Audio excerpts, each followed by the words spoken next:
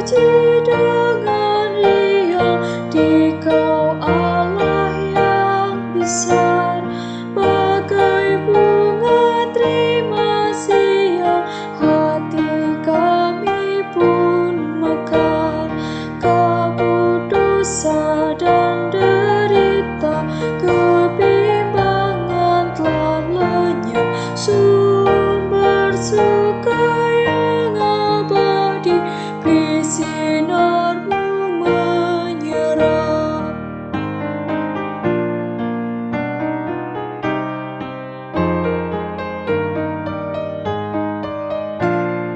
Kau memberi, Kau mengampuni, Kau limpahkan rahmat-Mu, sumber air hidup riang, lautan kasih dan restu.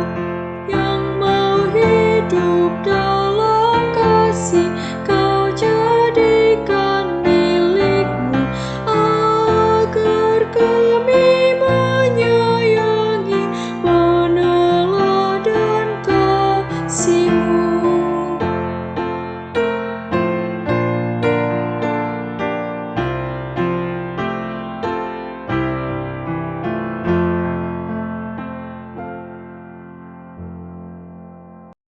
Pertolongan kita datang dari Allah Bapa, Sang Pencipta, Khalik langit dan bumi.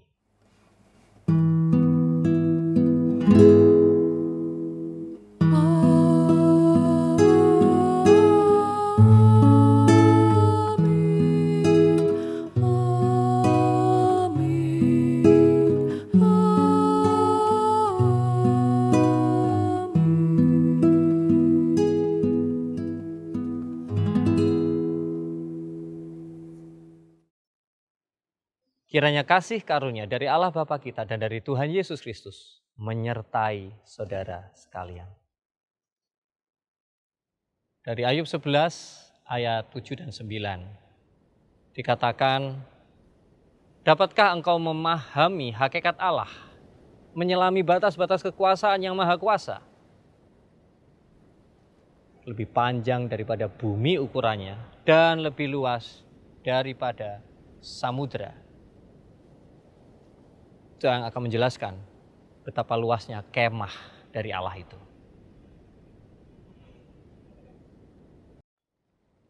Mari saudaraku, kita mengakui dosa-dosa kita. Mari kita berdoa.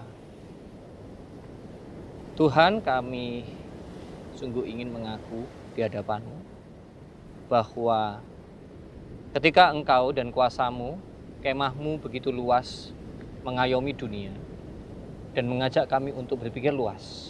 Namun dalam banyak hal, kamilah yang sering mempersempit sendiri setiap hal dalam hidup ini. Menjadi sempit ketika kami menghadapi kehancuran, kebingungan. Menjadi sempit ketika kami terlalu fokus pada masalah yang menghantui hidup kami. Menjadi sempit ketika kami dibatasi oleh aturan dan hukum-hukum yang kami bangun menurut pengertian kami. Tuhan, inilah kami yang akhirnya hidup seperti di ruang yang dimana kami kurang bisa bergerak. Hidup kami tidak sepenuhnya bisa berkarya seluas karya-Mu. Ampuni kami, ya Tuhan. Amin. Dan engkau, hai anakku, akan disebut Nabi Allah yang Maha Tinggi, karena engkau akan berjalan mendahului Tuhan untuk mempersiapkan jalan baginya, untuk memberikan kepada umatnya pengertian akan keselamatan yang berdasarkan pengampunan dosa-dosa mereka. Demikianlah berita anugerah dari Tuhan. Mari sampaikan, damai Tuhan besertamu satu sama lain. Damai Tuhan besertamu. Damai Tuhan besertamu.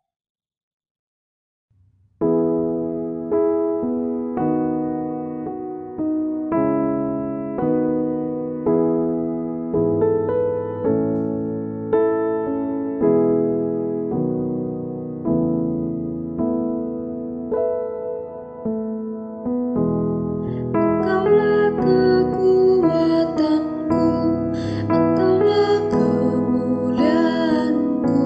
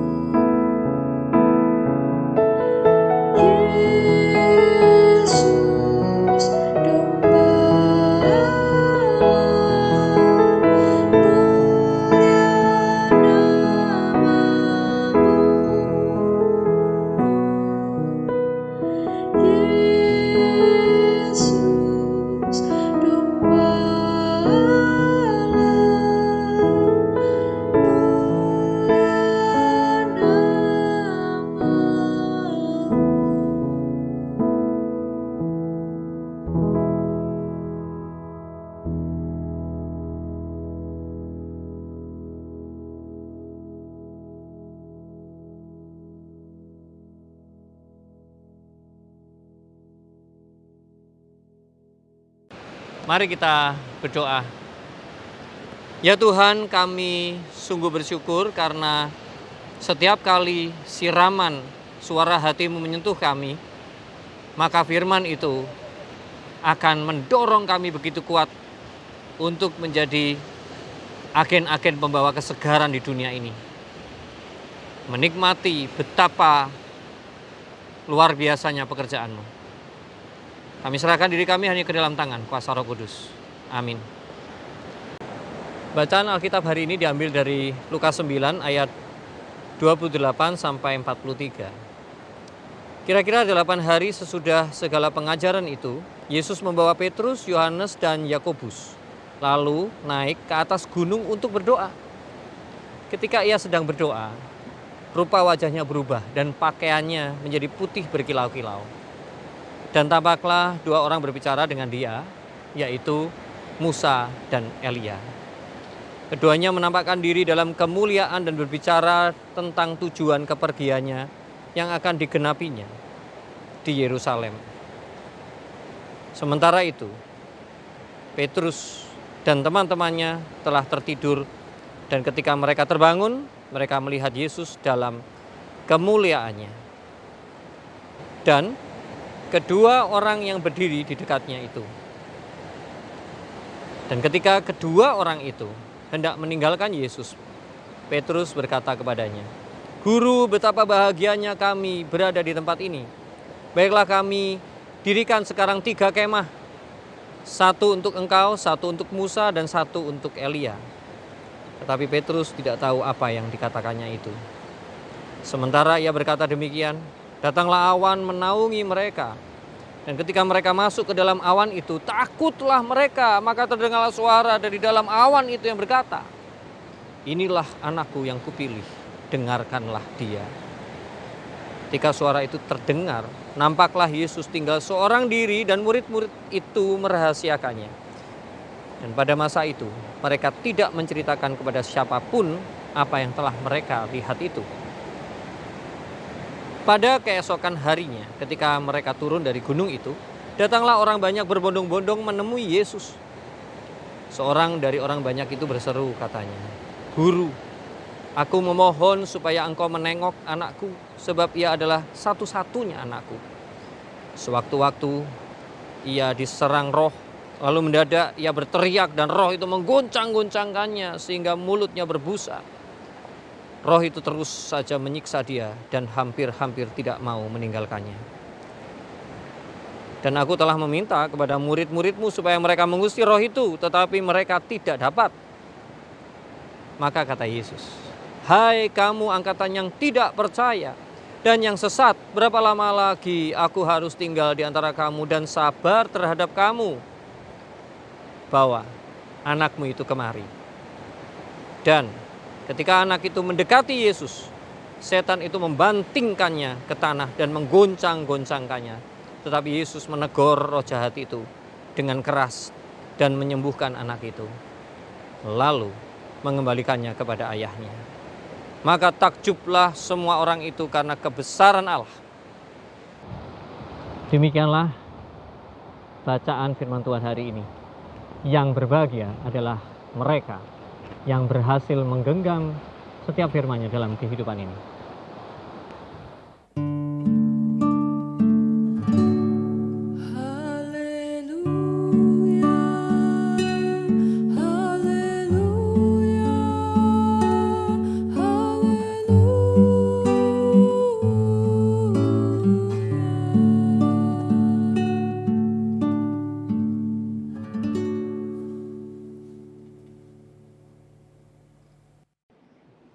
Saudara-saudaraku, kalau kita memperhatikan alam ini,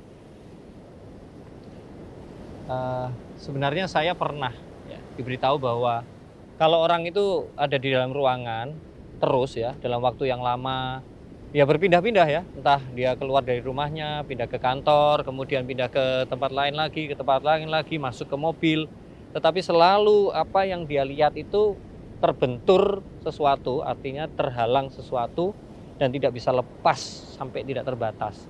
Maka sebetulnya secara psikologi secara kejiwaan atau mentalnya dia, sebetulnya ada sesuatu yang membuat dia lama-kelamaan membuat sulit untuk berpikir lebih luas.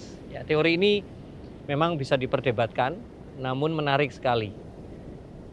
Karena seperti saat ini ketika kita melihat ke cakrawala, maka kita pun akan merasa bahwa ada hal yang tidak mampu kita jelaskan. Ya, seperti ini, Bapak Ibu Saudara bisa lihat ke arah sana atau ke arah langit yang terbuka, jadi tidak ada awannya. Maka kita akan berpikir bahwa iya ya, ada yang tidak bisa kita jangkau lagi. Berbeda dengan kalau kita ada di ruangan yang tertutup atau ada di kota, maka hampir setiap benda yang kita lihat itu bisa kita jelaskan. Sejauh karena mata kita bisa melihatnya. Ya, saya tidak bicara tentang orang yang mungkin matanya sudah terganggu gitu ya, tetapi kalau mata rata-rata, maka dia bisa mendefinisikan, dia bisa mengenali, oh ini menara gitu ya, walaupun jauh letaknya. Seperti saat ini mungkin di sana ada perahu-perahu ya, di bawah itu ada perahu-perahu nelayan misalnya. Kita bisa melihatnya dan bisa menyebutkan dengan jelas. Tetapi ketika kita melihat ke cakrawala yang jauh itu dan atau ke langit, maka kalau menurut ilmu astronomi memang di balik langit itu tentu ada jagat raya yang sangat terbentang luas dan kita tidak tahu itu apa gitu ya. Nah, jadi saudaraku, sebetulnya hal ini sangat menolong kita untuk memahami apa arti keluasan dari pernyataan Allah dalam transfigurasi itu. Ketika murid Yesus mengatakan kepada Yesus bahwa kiranya kami ingin mendirikan kemah ya, 1, 2 ya. Dan sebetulnya ini menunjukkan sebetulnya rata-rata kita manusia memang cenderung untuk ingin agar segala sesuatu yang sebetulnya tidak terbatas dan membuat pikiran kita lebar, luas dan begitu berkembang, itu ada rasa tidak nyaman dan kita akhirnya ingin segera untuk cukup segini aja gitu. Cukup segini aja. Padahal saudaraku memang iya bahwa ruang gerak kita terbatas, kemampuan kita terbatas, sumber-sumber kita terbatas. Namun di dalam memikirkan Tuhan dan karya-karya Tuhan, kita justru diajak oleh Tuhan untuk melihat yang jauh lebih luas, melampaui kemah itu. Nah, akhirnya dalam kehidupan sehari-hari banyak hal yang kita akhirnya menyempit gitu ya, jadi sesek gitu. Kenapa ruang gerak kita nggak banyak? Misalnya kita bicara tentang keputusan-keputusan kita terkait dengan keluarga kita. Akhirnya kita nggak ingin anak kita terlalu pergi jauh atau berpikir lebih terlalu jauh dan lebih luas gitu ya. Kamu kalau mikir tuh gini aja, cukup tentang ini aja, fokus ke sini saja. Padahal dalam fase-fase kehidupan ini manusia di dalam perkembangannya perlu berpikir jauh lebih luas. Karena kenapa? Karena ketika dia berpikir luas, maka dia menemukan beberapa hal. Misal, yang pertama dia menemukan bahwa oh ternyata aku tuh kecil, aku tuh nggak mampu. Tadinya dia hanya tahu bahwa oh iya ada A, si B, si C yang bisa A, bisa B, bisa C begitu ya. Tapi setelah saya mengenal dan mengetahui lebih lebar lagi, ternyata bidang-bidang dalam kehidupan ini begitu banyak. Minat-minat itu begitu banyak, kesempatan begitu banyak, peluang begitu banyak. Jadi Bapak Ibu bisa bayangkan, dan ini sangat mempengaruhi kerohanian atau keimanan seseorang. Bagaimana orang itu menangkap harapan? Kalau dia berpikir di dalam ruang yang begitu kecil, maka harapan itu menjadi harapan yang kecil. Harapan yang tidak menjanjikan, harapan yang tidak cukup luas untuk memberi kepada ruang Tuhan untuk berkarya sebebas-bebasnya, menjawab dan memberikan harapan kepada kita. Ada seorang anak yang Lu berpikir begini, Pak Martin,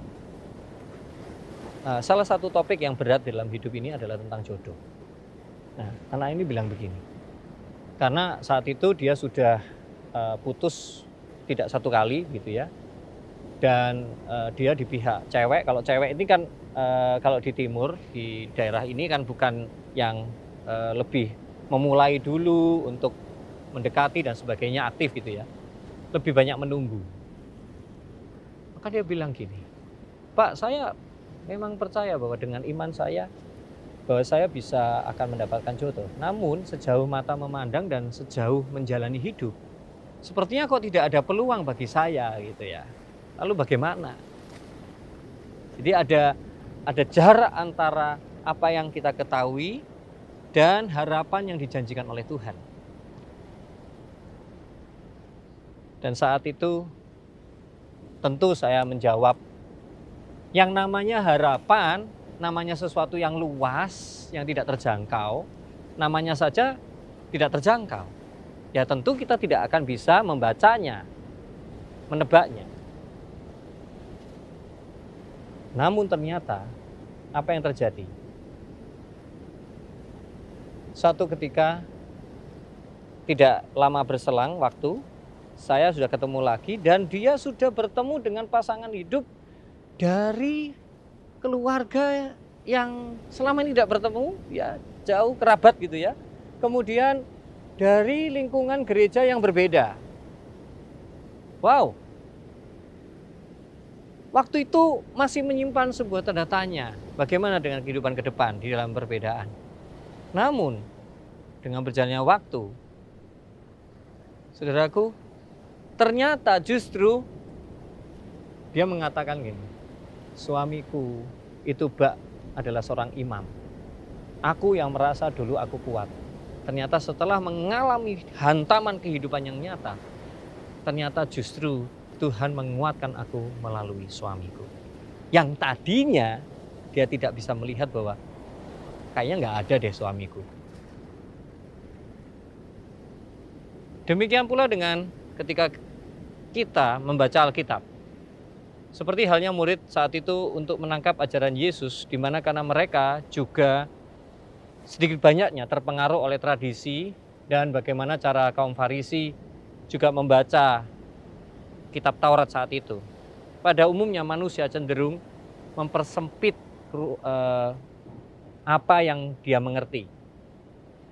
Misalnya begini, Alkitab yang mestinya bukan petunjuk pelaksanaan ya. Alkitab itu bukan dipakai, dibaca untuk ini loh caranya ibadah, caranya kalau punya anak, caranya kalau menikah, caranya. Bukan, saudaraku. Alkitab ingin menunjukkan makna-makna di balik setiap peristiwa, setiap tindakan, yang tujuannya adalah untuk menggambarkan hati dan maksud dari Tuhan yang lebih dalam. Ya. Seperti contoh, apakah kita menolong orang itu dengan cara kita datang dan kemudian kita mengangkat barangnya begitu?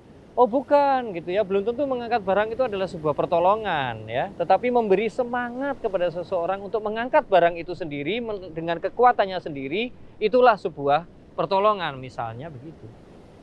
Jadi jiwa dari setiap berita yang disampaikan oleh kalimat-kalimat yang ada di dalam Alkitab itu sangat luas dan dalam. Dan inilah yang menyebabkan pada akhirnya dalam menjalani kehidupan manusia akhirnya mudah putus asa. Karena akhirnya kemungkinan-kemungkinan jalan keluar yang begitu luas tidak mampu ditangkapnya. Walaupun sudah tersedia. Dari cara berpikir pun akhirnya tidak cukup luas untuk menangkap ide-ide pendapat orang lain. Belum lagi ini bisa dihalangi dengan berbagai hal ya. Dengan keterbatasan ilmu pengetahuannya, keterbatasan dari siapa yang menyampaikan, kemudian apakah saya orang yang mudah menerima masukan misalnya dan seterusnya. Jadi saudara bisa bayangkan seluas apakah kemah Tuhan itu. Padahal kemah Tuhan adalah yang menyelimuti dunia ini. Yang artinya semua yang ada di dalamnya itu menjadi satu kesatuan untuk akan sama-sama diselamatkan dan saling membawa keselamatan yang dari Tuhan.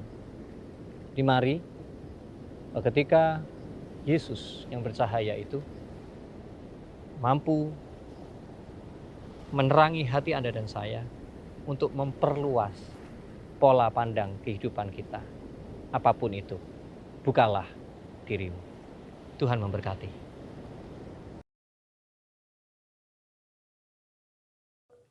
Mari jemaat, kita bangkit berdiri untuk mengakui iman rasuli kita. Aku percaya kepada Allah, Bapa yang Maha Kuasa, Khalik langit dan bumi, dan kepada Yesus Kristus, anaknya yang tunggal Tuhan kita, yang dikandung daripada Roh Kudus, lahir dari anak darah Maria, yang menderita sengsara di bawah pemerintahan Pontius Pilatus, disalibkan, mati dan dikuburkan, turun ke dalam kerajaan maut. Pada hari yang ketiga, bangkit pula dari antara orang mati, naik ke surga, duduk di sebelah kanan Allah, Bapa yang Maha Kuasa. Dan dari sana ia akan datang untuk menghakimi orang yang hidup dan yang mati. Aku percaya kepada Roh Kudus, gereja yang kudus dan am, persekutuan orang kudus, pengampunan dosa, kebangkitan orang mati, dan hidup yang kekal. Amin. Mari jemaat sekalian duduk kembali. Mari kita bersama-sama satu hati dalam doa syafaat. Ya Tuhan, kami sungguh bersyukur kepadamu karena Engkau memberikan peluang kepada manusia untuk menyelidiki kehidupan ini. Dahulu manusia hanya bisa memandang bulan. Namun kini manusia sudah bisa menginjakkan kaki di bulan. Ketika manusia belajar untuk berpikir lebih luas, lebih lebar, lebih dalam dari apa yang dia ketahui, maka Engkau mengizinkan manusia menyelami kedahsyatanmu.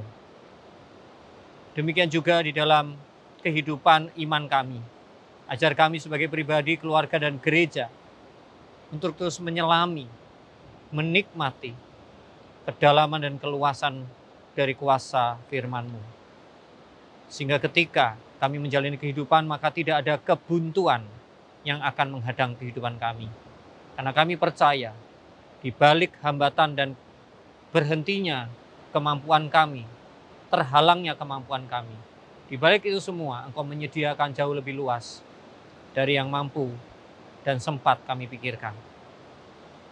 Kami percaya segala pergumulan kehidupan di bangsa ini, dalam bagaimana kami berusaha untuk berjuang di berbagai sektor kehidupan tentang masa depan anak-anak kami, maka kami percaya bahwa tentu jalan begitu lebar sudah terbuka bersama dengan janji-Mu yang indah.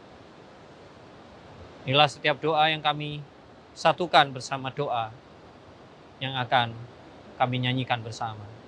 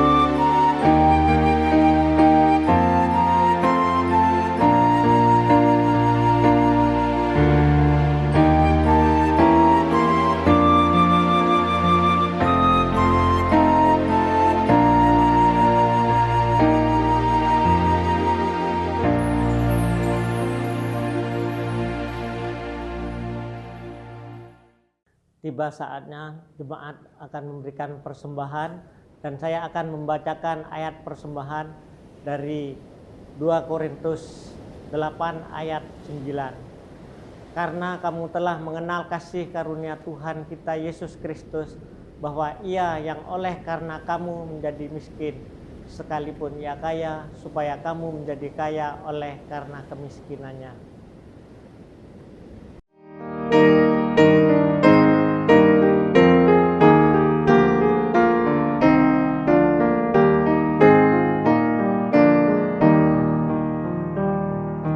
Tuhan ambil hidupku dan kuduskan bagimu.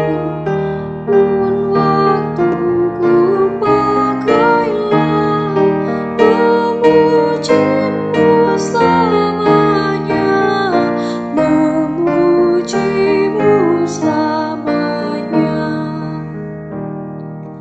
Tanganku gerakkanlah, kasih-Mu pendorongnya, dan jadikan langkahku berkenan kepadamu, berkenan kepadamu.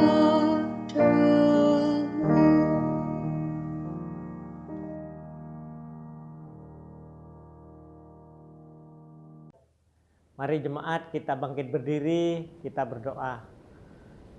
Tuhan sumber segala berkat, dengan mengingat segala berkat yang telah Engkau anugerahkan bagi kami, saat ini kami hendak menyatakan ungkapan syukur kami kepadamu melalui persembahan kami.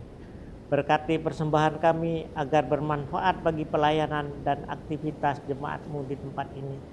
Berikan hikmat kepada majelis jemaat yang Engkau percayakan untuk mengelolanya, sehingga benar-benar ditujukan bagi kemuliaan nama-Mu. Kami berdoa hanya dalam nama Tuhan kami Yesus Kristus. Amin.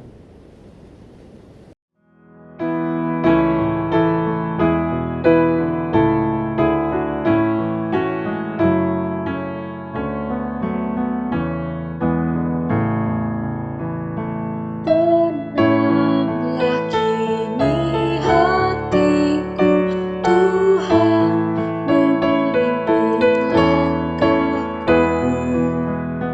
Di tiap saat dan kerja tetap ku rasa tangan-Mu. Tuhanlah yang membimbingku, tanganku dipegang teguh. Hatiku berserah penuh, tanganku dipegang teguh.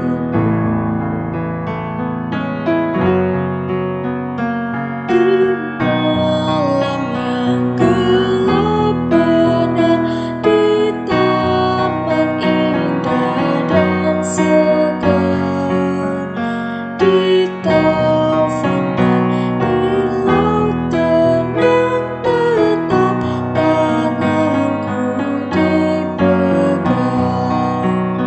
Tuhanlah yang membimbingku, tanganku dipegang teguh. Hatiku berserah penuh, tanganku dipegang teguh. Tuhanlah yang membimbingku, tanganku dipegang teguh. Hatiku berserah penuh, tanganku dipegang teguh.